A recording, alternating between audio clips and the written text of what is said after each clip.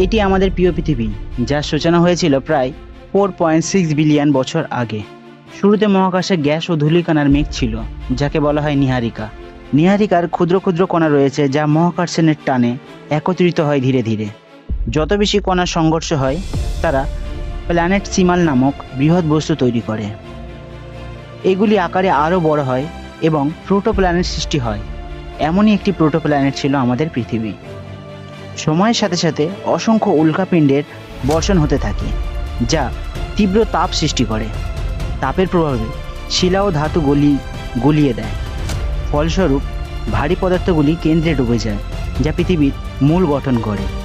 হালকা পদার্থগুলি ভূত্বকে গঠন করে। ক্রিয়েশন অফ সোলার সিস্টেমের পার্ট 1-এ এইটুকু। পার্ট 2-এ আমরা জানব চাঁদের সৃষ্টির ব্যাপারে। লাইক ও সাবস্ক্রাইব করুন ক্রিয়েশন অফ সোলার সিস্টেমের পরের সব ভিডিও